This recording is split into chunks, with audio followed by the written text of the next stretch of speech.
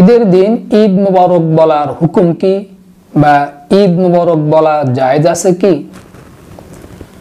এ প্রশ্নের উত্তর হলো, মাসআলা হলো যে ঈদ মুবারক এটা একটি দোয়া বা বাক্য।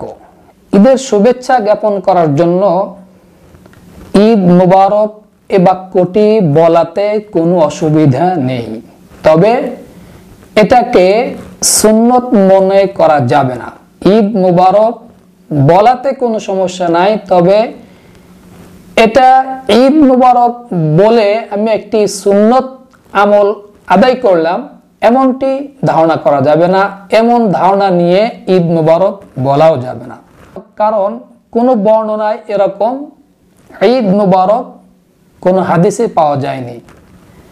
তবে হাদিসের কিতাবে যে বিষয়টি বর্ণিত আছে সেটা হলো সাহাবা আজমাইনগণ ঈদের দিনে এই বাক্যটি ব্যবহার করেছেন, তাকাব্বালাল্লাহু মিনকা ওয়া মিনকুম, বা তাকাব্বালাল্লাহু মিন্না ওয়া মিনকা, যে আল্লাহ তাআলা তোমাদের এবং আমাদের ইবাদতগুলোকে কবুল করুন।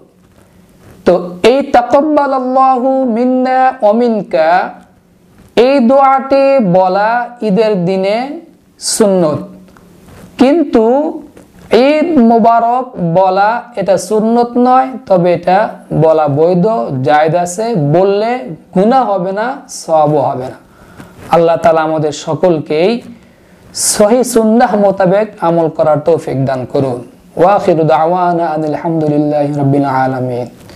যদি ভিডিওটি ভালো লেগে থাকে, যদি কিঞ্চিত পরিমাণ উপকার হয়ে থাকে, তাহলে অবশ্যই ভিডিওটি শেয়ার করে দিবেন ইনশাআল্লাহ।